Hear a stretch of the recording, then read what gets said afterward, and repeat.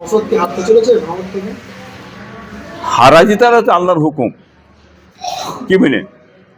তবে ভাঙড়ের মানুষ কাফের শওকতকে খুব ভালো মতন চেনে, কি বুঝলেন?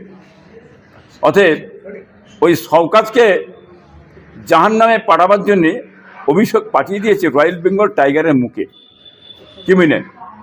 ওখান থেকে ঝেড়ে উঠুক, সেটা দেখি, কি বুঝলেন? কথা বুঝলেন না? ওখান থেকে উঠে এসে হ্যাঁ দাঁড়াক, তবে ওকে দাঁড় করেছে ওই জায়গাটায় ধমকানি চমকানি দিয়ে ভয় দেখিয়ে, কি বুঝলেন, ভোটটা যাতে লিয়া যায়। তবে এতে চিড়ে ভিজবে না শওকত, কাফের শওকত চিড়ে ভিজবে না। তোমাকে চেনে, তুমি যে কী জিনিস, কি বুঝলেন? তোমার কেরিয়ারটাকে শেষ করে দেওয়ার জন্যই তোমাকে অভিষেক খুব কৌশল করে পাঠিয়েছেন। এবার তিনি সভাগুলো বলছেন তো যে আগে 31টা সিটের মধ্যে যদি একটাও সিট পায় আইসে তাহলে আমার নামে কুকুর পুষবেন, কি বলবেন? 31টা সিটের মধ্যে একটাও সিট আইএসএফ পাবে না, তাই তো নাকি? পেলে কুকুর পুষবে আমার নামে। কুকুর পুষবে, তবে ও তো জাহান্নামের কুকুর আছেই তো, ও তো জাহান্নামের কুকুর, ওকে তো বলে দিয়ে আছে। আবার কি মানে ওনার নামে আবার কোন কুকুরের নাম মানে রাখতে হবে, কোন কুকুর? হ্যাঁ, ওর কি ডালকুত্তা কুকুরের নাম বলবো, না অ্যালসিসিয়ান কুকুরের নাম রাখতে হবে, না কোন কুকুর বলতে হবে?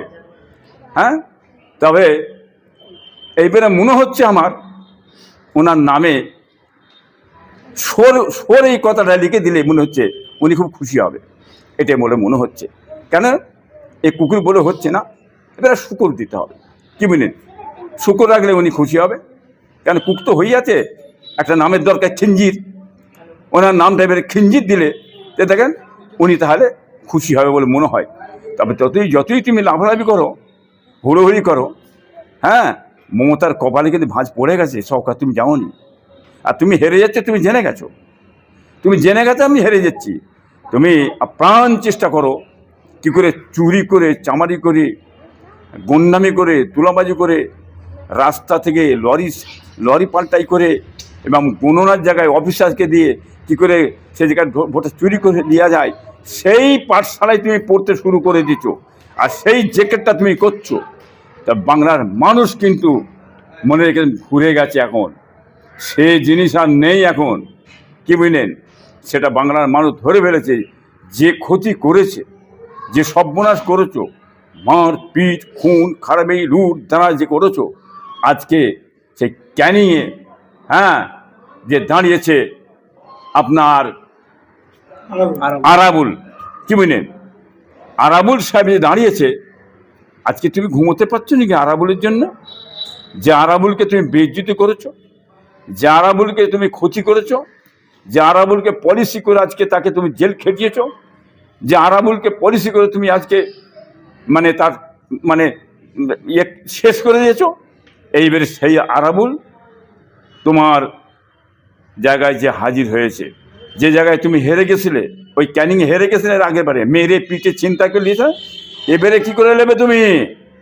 এই কাফের শওকত, এই খিঞ্জির, হ্যাঁ বল লিবি কী করে জাহান্নামের কুত্তা? আর হচ্ছে না কি তুমি চাইছো বেরে মারামারি দণ্ডবাজি গুন্ডামি করতে গেলে তোমার গুন্ডামি তোমার ছাড়িয়ে দেবে, মাস্তানি ছাড়িয়ে দেবে ক্যানিংয়ে ফেলে। পাগলামার হবে না, প্রশাসন তৈরি হয়ে আছে তোমার ওষুধ বাটার জন্যে, এটাও বলে দিচ্ছি। আগামীতে ক্যানিংও চলে যাবে এবং ভাঙড়ও তোমার চলে যাবে। অতএব ব্যানার্জি সাহেব, আপনি এবার দেখবেন আপনার সব এই সব মাস্তানগুলো কি করে, এবার দেখতে পাবেন আপনি। শওকত মোল্লা কি সেই জিকির করছে, প্রকাশ করেন মিডিয়ার মুখোমুখি যে শওকত মোল্লা কি জিকির করছে, বামফর সিপিএম আইএসএফ জিকির করছে নাকি দিনের রাতে সবসময়? সব সময় এখন শওকত মোল্লা কাফের, ক্রিমিনাল গুন্ডা কাফের, সবসময় জিকির করছে, শওকত মোল্লা করছে এবং রাজ্য সরকার মমতা ব্যানার্জি করছে, কি বুঝলেন? সিপিএম আইএসএফ এই জেকের করে করে ওনারা রাত্রি ঘুমোয়। এই জ্যাকেটটা না করলে ওনার ঘুম হবে না। কেন? এখন চারিদিকে কি বলেন, লাল, ডান দিকে বাঁ দিকে সামনে লাল, আইএসএফ চারিদিকে ঝড়ের মধ্যে উঠছে, আন্দোলনটা কিভাবে চলছে দেখেছেন না? আজকে যে মমতা ক্ষতি করেছে এসআইআরকে নিয়ে, 91 লক্ষ মানুষের নাম একদম ডুবিয়ে শেষ করে দিয়েছে, ধ্বংস করে দিয়েছে। কি বলেন, বাংলার মানুষ আপনারা বলুন, এদের জীবনটা নষ্ট করলেন। আয়া ভোট, সংবিধান অনুযায়ী এরা ভোটার, ভোটের অধিকার আছে। কি বলেন, তাদের ভোটকে পলিসি করে মমতা তুমি শেষ করে দিয়েছো।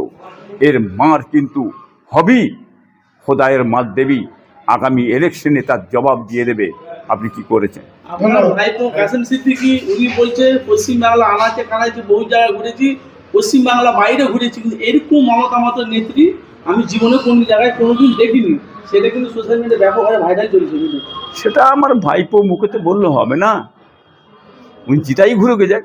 বাংলার মানুষ কিন্তু শিক্ষিত সমাজ, বুদ্ধিজীবী মানুষ, জ্ঞানী মানুষ, আলেম ওলামা হাফেজ চেনেং পেশায় মানুষ, তারা সবাই বলছে এমন খারাপ, যেটা কেমন এমন দুর্নীতিবাজ, কি এমন দুর্নীতিবাজ, এমন তোলাবাজি, এমন ফাইল চোর, হ্যাঁ, মানে মমতা আর পৃথিবীর বুকে নেই। এইটা বাংলার মানুষ, জ্ঞানীগুণী শিক্ষিত মানুষ বলছে। কাসেম সিদ্দিকী আপনাদের পরিবারের সন্তান, সেখানে এমন এমন কাজ করছে, আপনাদের বদনাম হচ্ছে, আপনাদের যে ভক্ত আছে, আপনাদের যে মুরিদরা, তারাও বিরক্ত হচ্ছে। কি বলবেন কাসেম? ভালো এখন বলবেন। শুনুন, দেখেন কাসেম সিদ্দিকী যেটা বলছে, বাংলার ভক্ত মুরিদরা জানে তো, তারা খুব সচেতন মনে রাখবেন। কি মেনেন, ওই দুর্নীতিবাদীদের সঙ্গে মিলে, চোরেদের সঙ্গে মিলে, কি মেনেন আপনার এই তোলাবাজিদের সঙ্গে মিলে, ওই আপনার ফাইল চোর মমতার পাল্লায় পড়ে উনি যা হয়েছে, ওনাকে বাংলার মানুষ মেনে নিতে পারছে না, বিশ্বাসরা মেনে নিতে পারছেন না, এটা বাংলা মানুষ জানে। কাসেম সিদ্দিকী ভাইজান বলছে আমাকে যদি মুখ্যমন্ত্রী মমতা কি অভিষেক যদি বলে আগুনে ঝাঁপ দেয়, আমি আগুনে ঝাঁপ দিয়ে দেবো।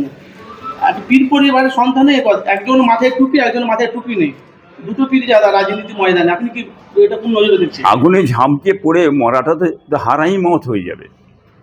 কি বুঝলেন, যদি কেউ যদি বিষ খেয়ে মরে, কেউ যে আগুনে ঝাঁপ দিয়ে মানে মরে ইচ্ছাকৃত, সে মরণটা হারাই মরণ হবে।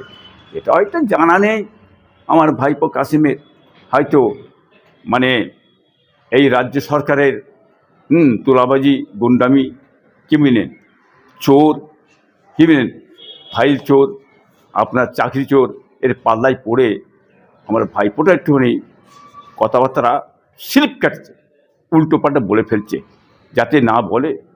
হ্যাঁ, সেইটাই আমি চিন্তা